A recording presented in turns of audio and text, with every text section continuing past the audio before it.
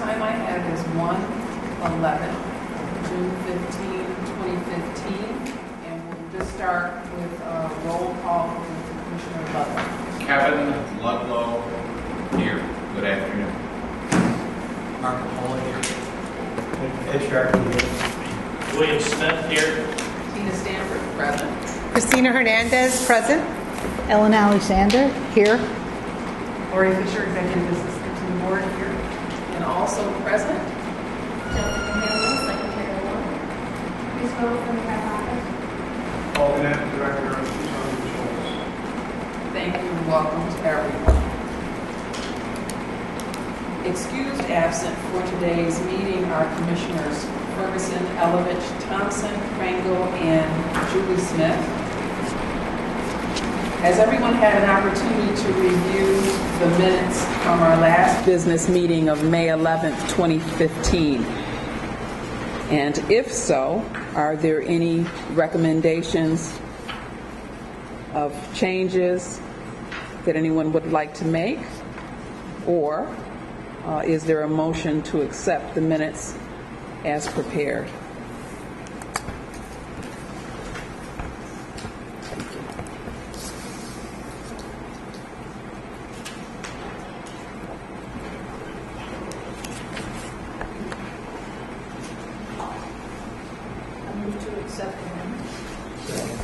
Okay. There's a motion by Commissioner Alexander, second by Commissioner Sharkey, to accept the minutes as presented.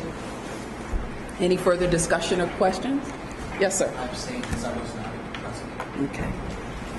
Any further questions or discussion? Okay. All in favor, please indicate by saying aye. Aye. Any nays? And we have one abstention noted by Commissioner Coppola. And our counsel is with us. Good morning, or good afternoon. I apologize for being late. I hope everyone's been well. Terrence Tracy. All right, we're going to jump right into our old business. We have a very short agenda today. We've been trying to set up board training, as you all know, for quite some time. We still have some board training to continue on board actions that we'd like to do, and we also have some training that we'd like to commence on sex offenders, everything from programming to conditions. And our executive assistant, Ms. Fisher, has been trying to help us facilitate our next board training day. And so I'm just curious, is there any reason to think that we will actually be able to do a training on the 30th of this month? Mary Cobb has agreed to do a 2-hour training on the 30th, starting at 10 in the morning. I'm still attempting to have Shelley Malosi from Guidance and Counseling come do the training. They're rolling out a major new initiative in June and early July, so it probably will not happen until later in July. If anything, I'm trying to get some dates, but it's very tentative at this point from them. We've been going back and forth with me suggesting a date and then coming back with me, and their schedule is much more up in the air than ours is. So I'm working on that. I have not, Tim O'Brien and Steve Filbert, I'm looking to try to get dates from them. Tim O'Brien's schedule is also very busy with the reset initiative as well. So, I'm trying to get something, maybe we might be able to do something more for September with everybody at that point. Back to school for everybody, including us. Well, the good news is that there's lots of training that's available to us online through the statewide learning management system, also known as SLMS. Talissa has been sharing information as it comes forward. Lorraine Morris has been sharing information as it comes forward. It's an easy way to get your 40 hours of training for the calendar year done. They're online. We even have some training that's available to us that you don't even have to go online to do. And I think we shared some information in hard copy at maybe our last board meeting. packets. So anything you need along those lines, any assistance, guidance, lost passwords, whatever, if you work closely with Talissa, you can get plenty of training online to satisfy our need for our accreditation, as well as your own curiosity. And through PEF, those of us who are attorneys have been able to get CLE credits as well. And really, your full 2 years worth are available to you. You just have to, again, go through the process of registering and getting your passwords and things like that set up. And, and they have new trainings that get posted every year. So there's lots that's available to us. So, please use the staff to find out more. The next item is policy, procedure, and directives in terms of old business. And I hope that we sent out the notice that our directive, our introductory directive, 8600, has been cleared, it has been approved, and it is posted to the DOC's directives overall. We have a whole series now that we can create under 8600 going forward, but that was obviously the first and most important one, and it is online. So if you need any guidance to how to find it, please feel free. And may I, to dovetail with that, at our last board business meeting, the chairwoman provided us with a copy of our old operations manual, that item that governed requests seeking review of preliminary or final revocation hearings when staff have concerns. I asked if I could have the opportunity to convert that into directive format appropriate for the agency so that it could be reviewed by the board and approved and passed on for the next level of review, where it goes through to where it can finally come back to the chairwoman for her signature and approval. I would like to pass this around so that you could all review it. Chairwoman, I don't know if this is something we want to vote on today so that we can continue with the process for the development of directives and their approval. But all that has changed in this has been some very minor wordsmithing from the version that the chairwoman provided us at the last board business meeting.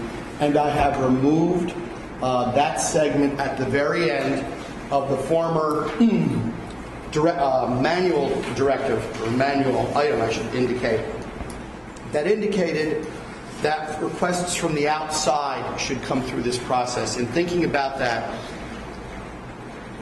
the directives are really designed to assist our staff and assist us and everyone working within the agency to know. So I thought it best, and this is my recommendation, to deal with the requests that are made from individuals outside of the agency, whether it's a concerned citizen, whether it's a legislator, to be handled under a different protocol that I think they should come through the chairwoman first. And so I left them out here. This is to address situations where, for example, a bureau chief believes that a matter has been handled in an odd way at a preliminary or final hearing, or a revocation specialist, or for that matter, a member within the ranks of ALJ thinking about something about staff. But it's designed for us to deal with those concerns that staff have had over the years, which are not uncommon, about why couldn't I introduce something into evidence, or why did the administrative law judge hold me to want me to produce this sort of witness. In the past, those sorts of concerns have come through a variety of channels, and they have not always been addressed in the most appropriate manner because of that. So this simply articulates the protocol to be followed when someone believes that something warrants a review. This is not the type of review we would anticipate through an administrative appeal or anything like that. It's more of a concern of like, why did the hearing get handled this way? Those sorts of things, so that we can address those concerns. That's the policy behind this, or the intent of this directive. And you may recall, and you'll note in the minutes, I think, from last month as well, that Commissioner Ferguson had requested that we share our proposed new directive with the ALJ staff. Correct. So that if they wanted to weigh in, or they had some ideas, a tweak, or something that they thought was missing, or just any thoughts that they might have that might further develop the policy, that they get a chance to weigh in. So I think that would be our next step. Yeah, and that would be our next step, is to, once we've come up with something, to have the other units take a look at it. And Right, typically what happens... come on up. Come on up. Please, come on up. Well, I guess it's fortunate that I actually... Yes, it Yes, is. it is. Timing is everything. Introduce yourself. This is a perfect segue for this, because this is... Thank you. I didn't know I was going to be on stage here. Really. Oh, One of the things we do in internal controls is facilitate the annual review of all departmental directors. They go to the administrator owner, which is typically going to be a deputy commissioner. In this case, with the Board of Parole, it's going to be the chairwoman. So what happens with the directive is, when it's in the formative stages such as this, the program owner, in this case it's going to be you guys, are going to look at it, what you think you need to have in place. Anything through a vetting process, if you think the ALJs need to be involved, then absolutely that's where it needs to go. When you get it to a position where you think it's in a finalized format, then what I'll probably do is reach out and say, would you like this sent out for what we call clearance comments? And that's where it goes out to the whole field. It's going to go out to the supervising superintendents. It's going to go to regional directors. And probably, since it's Board of Parole, we got to think about adding all you into that as well too. I'm not sure that's something we've thought about. So I'm glad that I'm here to take that back. A vetting process, comments typically are going to come in with yours, because it's so niched and nuanced. I doubt we'll get a lot of stuff from the field on the correction side, but the comments come in and they're going to go to the owner to review. Doesn't mean you have to take them. That's the final arbiter of the comments that come in. You get it to a place where you like it. It's going to get signed off and approved by the chairwoman, but any department directive is also approved by the commissioner. So it goes through, my boss is Deputy Commissioner McKay, Correctional Industries, Compliance Standards, and Diversity. So the final signed off approved directive goes to him for kind of like a pre-screening, and then it's going to go to Mr. Annucci. Mr. Annucci will send it back to us, okay to publish, and then we push the magic button and boom, it goes out. We publish it to is anyone familiar with the directive's website? Actually. Okay, so it's going to get published to the directive's website, and then we also send out an email distribution notice letting everyone know that it's there. Now, that distribution notice can also be helpful in cases when we're revising a directive. Right now, 8600, which is yours, just went out, I believe was in May. Might have been April or May, I'm not sure exactly. But whenever that directive gets revised, a subsequent edition comes out. When we publish the new directive, we also put out what's called an advance copy. The advance copy is going to show in track changes version what changes were made, which of course is critical for people who are responsible for any type of implementation or control measures that might be attached to that directive. It's going to spell out, here's what we added, here's what we took away. So, all right. Thank you. All right, thank you. Yep. And I just want, just for clarification, so 8600 is going to be the Board of Parole number? So, okay, so that we'll have 8601, 8601, 10, or whatever, but 8600 is assigned to the Board of Parole. Okay. Right, that's the series. So yes, I would assume that's something we could talk about. This has no number assigned to it. Right, and Okay, that I was looking for. That's No, this has. I did not assign it any number, because I knew we would need assistance to guide us as to how to best choose numbers. right. And we can certainly talk about that offline. I was going to come see you after the I know. meeting anyway. Yeah, this is Since I something saw that and it's long overdue. The board has had a number of internal operating items, to govern its practices, but being a unit within the larger department, functioning independently only insofar as our decision making is concerned, it's incumbent upon us to have our set of directives to integrate with the whole agency, so we all know what we're doing on the same page. So it's a good start. What else I can do here is, if you'd like, you can send this to us, and we can brand it for you. It's got to be in the new branding, and we'll format Excellent, it. thank you. Just as a piece, I'll do that. We'll do that in advance of anything official. but we I'll can send at that to you least talk today. about that. Perfect. Thank you. Thank you, Paul. Thank you. Good. If you missed his name, this is Paul Gwinnett. Oh, sorry. That's okay. Paul, how do you spell your last name? G-U-E-N-E-T-T. Thank you. Very good. Thank you, Paul. Thank you. And as Terry has alluded to, there are lots of manual items Yes. that we will hopefully be voting on in the coming months so that we can add to our series. These were what Commissioner Ludlow had put together back when we had the informal operating manual. Now they're getting converted into directive form. Right. And I've got the manual full of the others that have already actually been voted on. Now we just need to convert. I'm hopeful that you found a good foundation laid for your Yes. practice. Yes. Thank you. Who was your assistant on that? Who assisted you with that foundation? Commissioner Parole. Prior. Did you have an official name for your committee? The Rules Committee, something like that? Policy.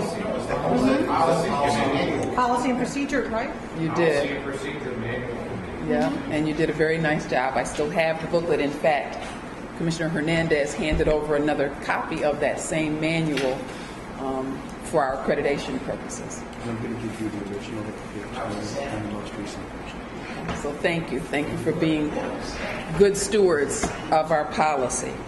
Okay, now moving on to... What's up, Chairwoman? Go ahead. Just had one question.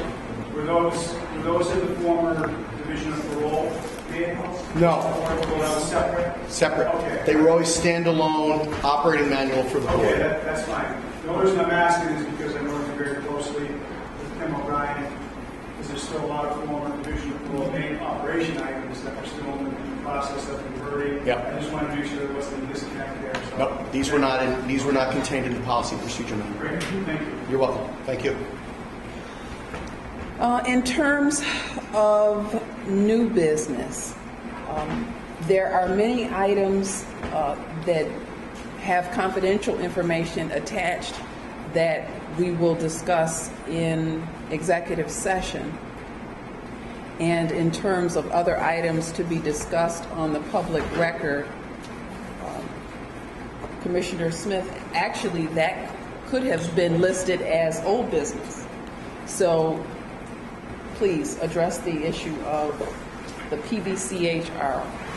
For, just briefly, this shouldn't take too long. I know we talked last month about the Parole Board Criminal History Report, and then ITS from DCJS contacted us about items that we had requested 2 years ago. So in some ways, I certainly need to just remind everybody, including myself, I had to go back through some of the requests we had. Basically, the requests we had to update what is currently in production was readability, a chart of convictions, listing of the alias names, and then the age that is listed, as well as any additional data elements that we may desire. In terms of what you have in front of you, I thank Lori Fisher, Jessica as well for copying. This is just a mock-up, okay? It's not even a real person. It's not real convictions or anything. But it just shows what they did with our request from 2 years ago about readability. Larger print, less lines between the convictions, and what they did is, I don't know, Kevin, if you remember, Kevin had suggested basically a complete reversal. What was of font and boldness. What was bolded before was the things that are here are not bolded, and what's bolded at this point was not the convictions, things that we really use. So, again, this is just a mock-up, but if you go to page 15, which is the last page, and I won't, I'll let you take this and review it at home. Page 15, where it says perjury, the conviction charges, you see how it's bolded? Basically what they're doing is when you see the things this week, it's going to be the same that we had. It's just the actual conviction charges are going to be bolded, as is like the sentence, 1 to 3, murder, life. So just look at it. This is something that if we approve the change in readability, which basically cuts some spaces, makes it a little bit smaller. For example, this 15 pages is, I think, I don't know if I counted 25. It's a lot of what they call cycles. You know what cycles are. So I just ask you to look at it, because if we approve it, we have to. The chair has to sign off on it. So for readability, that's what it is. Kevin? I understood that this was to be amended to include the report box from the repository. Okay, that just happens to be the number 2 item that I haven't finished talking about. So, the chart of convictions. That is very important. The chart of convictions, correct? And, what we don't have on here is date of birth. Any particular reason why that's not in the heading? I'm not sure the date of birth is an element that we can capture, but if it is, and the board wants to, and they're willing to do it, we can capture date of birth. But as long as you're asking about the new things, I'm going to ask about additional data elements. But in terms of the readability, if you can, just take a look at it. We probably should vote if we want to change the readability or any of these other items, and then the chair should approve it. Date of birth would be significant where we have similar names. Okay. Well, For ID purposes. Okay, so we'll ask. We can ask any other data elements. For example, there was a data element that was requested originally, which Commissioner Alovich and Hernandez remember. They wanted to have an age. There was some discussion, but that age changes. So that request has basically been deleted. But chart of convictions, which includes the arrests, the number of parole violations, misdemeanors, arrest convictions, that whole chart, that is a current continuing request. So readability, the chart of convictions, no to the ages. Alias is where we have like 1 alias, 10 aliases. The way that it comes out right now is the most recent name is printed on the PDCHR, and the most used name is on the PDCHR. So there are times that it doesn't print out the same name that they're incarcerated under. For example, if Bill Smith, if I have 50 arrests, that's going to be one of the 2 names. And then if I'm arrested, and I'm arrested for murder, and I use the name Terry Tracy, that's what I'm incarcerated under. But then, if while I'm out and before I'm arrested, or before I'm arrested for the murder, if I'm arrested and convicted of another, like petty larceny, and I use the name Christina Hernandez, the most recent is Christina Hernandez. The most used is Bill Smith, but the one I'm incarcerated under is Terry Tracy. So it hasn't created as big of a problem as we thought it would, because the facilities actually know what to look for and the DIN is there. But that's another possible data element that we're looking to add to this. So, Christina? Commissioner Smith, is there any way on top here that because I see you have the country of deportation, whether they're a citizen, what about an out-of-state record? Is there any way to add something like that? There you go. That's a triple I. Yeah, it already is. It's at the end. Okay, I know that, but but the problem, let me just say something, because some of the facilities on the PBR, right, we're supposed to be listing it on the cover page. It's not happening with frequency. It's hit or miss depending on where you are. But at least this will flag it in some ways, or if you have the out-of-state, just out-of-state, yes, no, yes. That way, right away, we know that that's what we should have attached, since we're having to dig through it ourselves to find it, since it's not being placed on the cover of the PBR. Okay. I mean, that's easier for me. Maybe also juvenile. Okay. Now, in addition, Yeah. I'm not sure if they can do it, but if it's a data element, we'll ask. if we're going to go that way, let's be all-encompassing. We should have in the collective box at the beginning the number of state bids. And let's identify that. You can ask, but They usually put the DIN number. yeah, they put the DIN number. You're saying just put the numbers listed. The difficulty with that is a data element, and I mean we can ask for it, but the difficulty is that box is a data element. That is a data element. So it's easy for us. As a matter of fact, I talked to Mr. Barry. It's easy to take that box from the full repository and put it into the PDCHR, but it would be a whole other program to put all of those separate niceties into the box. Now, there is a problem. One other data element that came up during this, and I need to ask everybody if they can look out, because once I found out about it, I of course haven't found one during an actual case. But if anybody sees somebody who's sentence judicially sanctioned two-wheeler. If you can remember, just that repository, that PBCHR, just send it me because it's not getting captured. That is not getting captured. And I need to know, I don't know what data element that is. Well, with regard to the DINs, Yes. I'm seeing more and more numbers that don't mean anything. Just a series of numbers, not the traditional DIN. Well, it's either an old one or it's probably a will. So if you see that A now, series of numbers with no level. it's probably a will. That's what mine. But go ahead and make a comment that we look and see. Do you know what it is?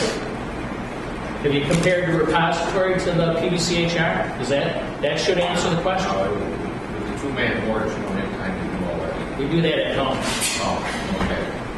But actually, if you see that, that's something we can look at. Somebody's got to look at it. It's either you or me. Well, So I'm just saying that the DINs are not necessarily correct all the time. right. It's probably because of the will. I think it's probably a will. So anything like that, or if you have any other data elements or anything else that you're wondering about, just shoot it to me. I know Ed's got one, and I have to read through that. He said. So we will review. We'll be in communication with Commissioner Smith over the next few weeks and hopefully be prepared to vote on it at our next business meeting. But if you have specifics, get those to me, because it's the only way I can, we have to show them what we're looking for. Okay, thank you. Will you be highlighting violations of parole and violations of probation? Will they be emboldened? They will be, if they're not now, they will be. It's a complete reversal. That's very important. So it's a reversal. So what you said is anything that is not now highlighted will be in this new format, and anything that isn't now, anything that isn't will be, anything that is will not be. Correct. On a violation of parole, how come sometimes beyond parole in a new crime, so PBNT, parole violation of term, how does the process work where sometimes they aren't, sometimes they are? So the guy's on parole, he violates with a new crime during his parole time, it's obvious, and you can see the dates and everything else, but then he somehow did not become a PBNT. He basically got a new term and that was it. How does that, is there a choice on the parole side to decide whether or not to take it to a violation hearing or not? And because you even asked Amy, so you were on parole time, right? Yeah. But technically, for some reason, he wasn't There are some people who are violated based on behavior separate and apart from the behavior that was underlying the new conviction.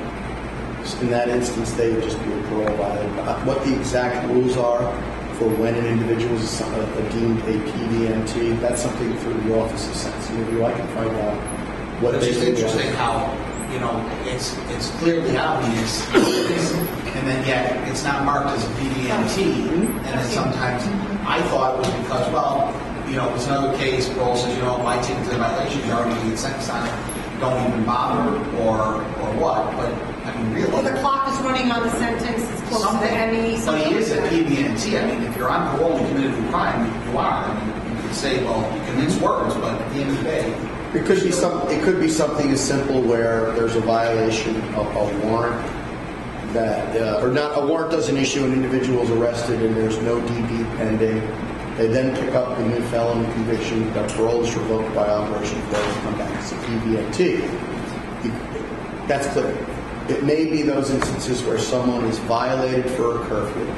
Let's say it's an intern, violated on a curfew violation, notwithstanding or separate, the request to have on the part of the alleged violator to have the matter put on the K calendar if they want. They said no, you're going to go forward with the fine. And they violated on the curfew. Let's say there was 8 months or 10 months left on it, given the kind of conviction the ALJ said, based upon the record prior adjustment to supervision, hold to max. You go back, now you've got a disposition hold to max. even though you may stay in local custody and not come back to a state facility under those circumstances, your parole's been revoked, and even though you're sitting in a county jail because of a new arrest, a warrant associated with a new arrest, you're still doing your time assessment, and you're back. Now your status is that of an inmate. Now you may wrap up your felony matter and get convicted, and may not come back in as a PDNT at that point because of the fact the parole is already revoked. But I don't know all the rules. But I can, from the Office of Sentencing Review, if you wish, get whatever their written protocol are about deeming individuals PDNTs versus not, when they assign a new DIN, when they don't. Things like that. So, it'd be very interesting. I'm sure rules have changed over the years, but because they do reflect the sentencing structure, in New York. Yes, Kim? Does someone being held over as records to the pay calendar and they never get around to having a hearing because everything expires also have something to do with that? They told me that.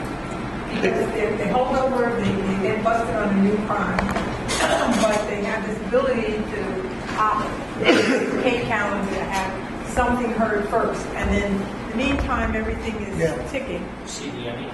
Yeah, if someone CDME'd, if someone was in the violation process, but it was clear that, and they were on the K calendar, that their final hearing was not going to occur even by the adjusted estimated maximum expiration date, staff will then put in for a canceled delinquency upon ME, and away you'll go.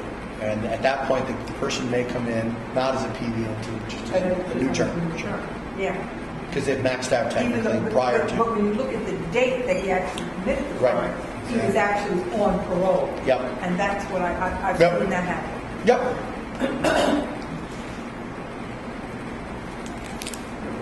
Any other questions about the PBCHR? Is there any other item of old business that anyone wishes to discuss?